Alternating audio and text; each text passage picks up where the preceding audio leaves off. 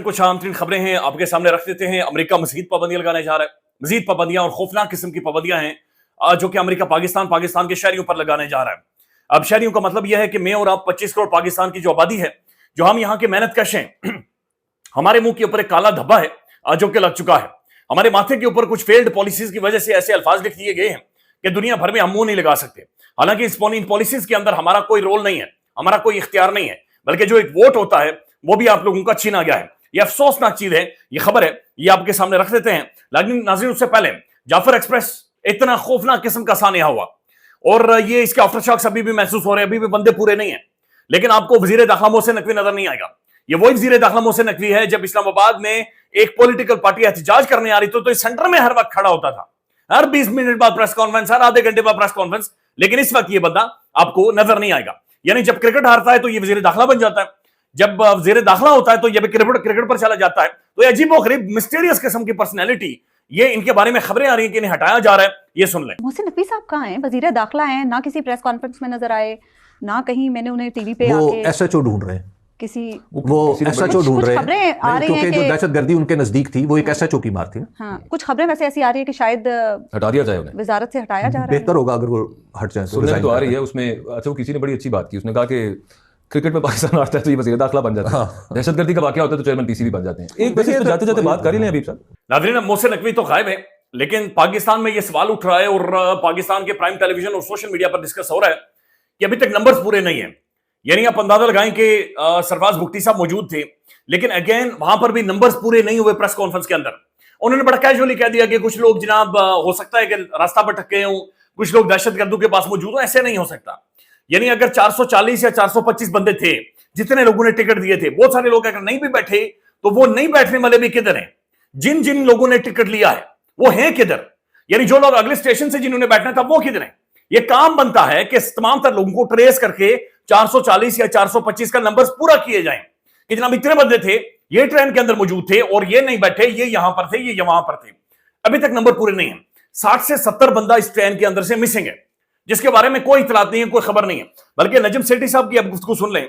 वो ये कहते हैं कि इस पर वजाहत होनी चाहिए कि दहशतगर्द यरगमाल करके किसी को साथ लेकर गए हैं या नहीं लेकर गए।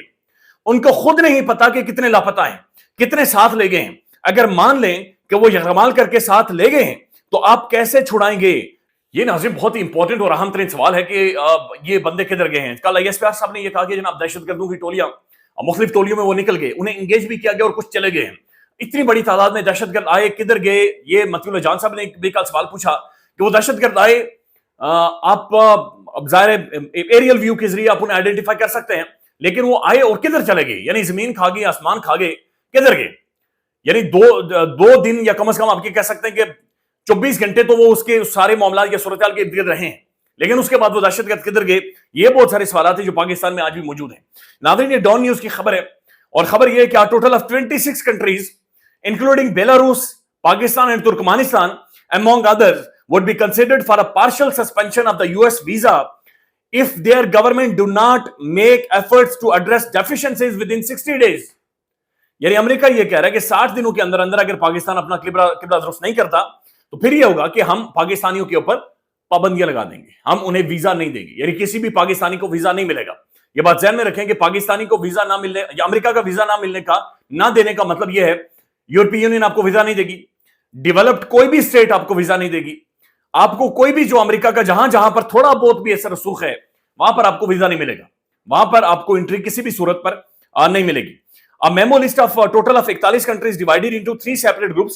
The first group of 10 countries इसमें अफगानिस्तान शामिल है, सेकंड ग्रुप 5 कंट्रीज इसमें 20 मुस्लिम ममालिक शामिल हैं और थर्ड ग्रुप जो है उसमें 26 कंट्रीज है जिसमें पाकिस्तान शामिल है। अब अमेरिका क्या कह रहा है? A US official speaking on the condition of anonymity cautioned there could be changes on the list and that it was yet to be approved by the administration including US Secretary of the State Marco Rubio। यानी अभी तक Marco Rubio या जाहिर American जो houses हैं वो इसे या एडमिनिस्ट्रेशन से वो अप्रूव करेंगी। पाकिस्तान के पास लॉबिंग इस वक्त नहीं है, लॉबिंग हम कर नहीं पा रहे और ओवरसीज जाहिर है जो डायस्पोरा ने जिसने लॉबिंग करनी है वो भी हमारे साथ मौजूद नहीं है। अब move harkens back to the president Trump first time ban on the travels. तो ये बड़ी खौफनाक किस्म की सूरत हाल है जो कि बन गई है और जाहिर है अब वो कह रहे हैं कि हम आप पर पाबंदियां लगाने जा रहे हैं और हम देखेंगे कि जनाब चीजें अब किस तरफ जाती हैं और किस तरफ नहीं जाती। اب ناظرین میں آپ کو ایک ویڈیو سنوانا چاہتا ہوں, یہ محترم اعزاز سید صاحب کی ہے. اعزاز سید صاحب کیا کہتے ہیں کہ جب امریکہ نے ایک پاورفل بندہ مانگا تو ہم نے کیسے امریکہ کے حوالے کیا ہے, یہ سن لیں. اب دیکھیے کہ بلوچستان کا جو یہ واقعہ ہوا ہے, اس میں سب سے بڑا فیلئر کیا تھا, سب سے بڑا نہیں تھی گراؤنڈ کے اوپر ان کو, کہ آپ کی بڑی پاورفل آپ کا ادارہ ہے, بڑے انہوں نے اور کام بھی کیے ہیں, سوویت وار میں بڑا کام کیا ہے, وار اور ٹیرر میں بڑا کام کیا ہے. امریکہ نے شریف اللہ مانگا, آپ نے یوں کر کے نکالا اور یوں کر کے پکڑ کے دے دیا. لیکن آپ کے اوپر اتنا بڑا اٹیک پلان ہو رہا تھا, آپ کو پتہ ہی نہیں تھا. یہ کس کی ذمہ داری ہے؟ یہ ہمارے انٹیلیجنس اداروں کی ذمہ داری ہے. اس میں ہمارے ملک کے شہری, ہمارے بہن بھائی کام کر رہے ہیں. نقصان کس کا ہوا؟ اس ملک کا نقصان ہوا. ہم نے اپنی آئی ایس آئی کو پالیٹکس میں انوالو کر لیا ہوا ہے. ہم نے اپنی ملٹری کی جو انٹیلیجنس ہے اس کو بھی ہم دوسرے کاموں پہ لگاتے ہیں. نقصان ہمارے ملک کا ہوتا ہے. تو میرے خیال میں بالکل ایگری کرتا ہوں آپ سے کہ عمران خان یا پی ٹی آئی بالکل ان کو سمجھنا چاہیے اور بالکل ٹھیک ہونا چاہیے. آپ کو طالبان اب اچھے لگتے ہیں یا برے لگتے ہیں؟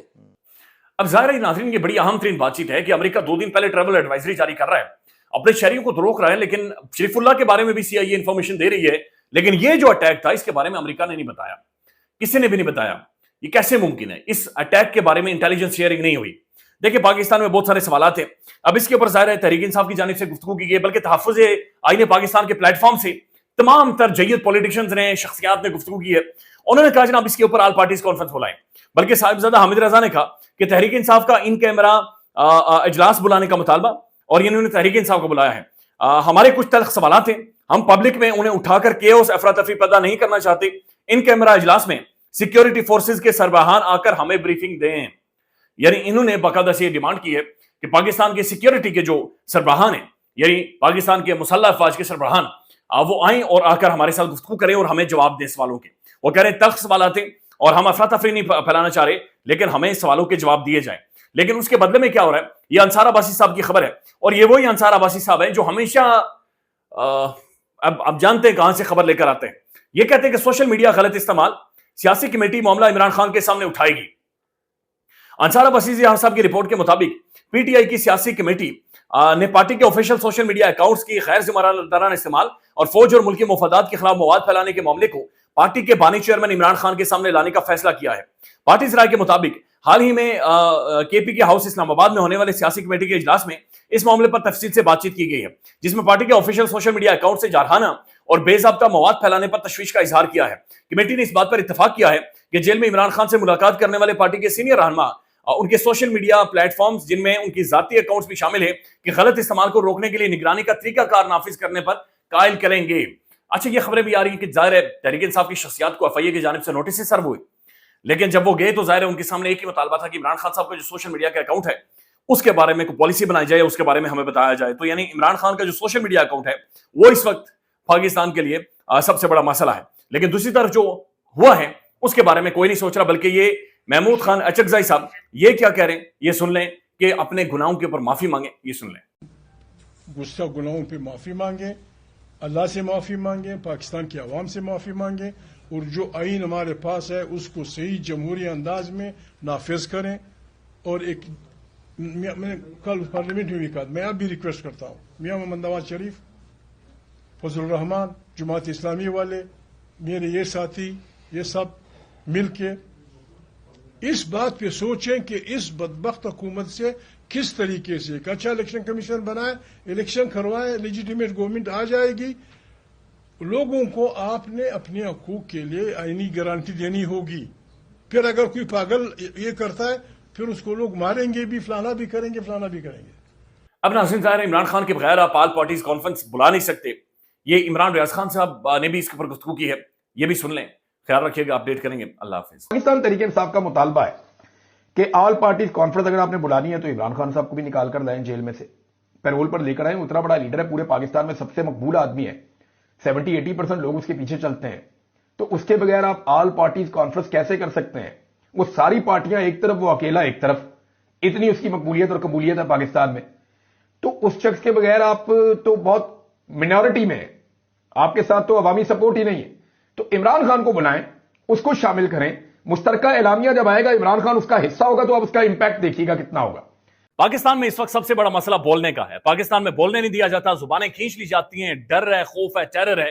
पाकिस्तान का मीडिया मुकम्मल तौर पर कंट्रोल्ड है, वेल मैनेज्ड है, एक मैसिव सेंसरशिप है। इसी तरह का दबाव पाकिस्तान में सियासत.pk भी फेस कर रहा है, जिसे पाकिस्तान भर में गुज़श्ता कई महीनों से मावरा आइन, मावरा कवानीन मुकम्मल तौर पर बंद कर दिया गया है, मुकम्मल तौर पर बैन कर दिया गया है। सियासत.pk की नशरियात को लिमिटेड करके पाकिस्तान में छोड़ दिया गया है। तमाम तर कानूनी मुआवजे के ऊपर आवाज उठाई गई, दस्तक दी गई, लेकिन हर तरफ से खामोशी है, सन्नाटा है, कहीं पर कोई सुनवाई नहीं है, कोई सुनने को तैयार नहीं है। लेकिन इसका हल क्या है? क्या खामोश हो जाएं?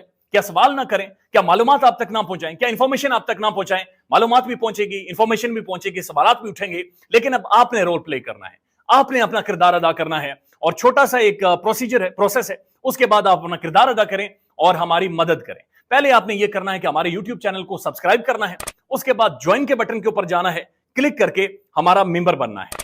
या फिर दूसरा ऑप्शन ये है कि आपने वीडियो की डिस्क्रिप्शन में जाना है, वहां पर पैट्रियन का लिंक मौजूद होगा, उस लिंक के ऊपर क्लिक करें और हमें सपोर्ट करें, हमारा हिस्सा बने, हमारी ताकत बने। ख्याल रखिएगा। अल्लाह हाफिज।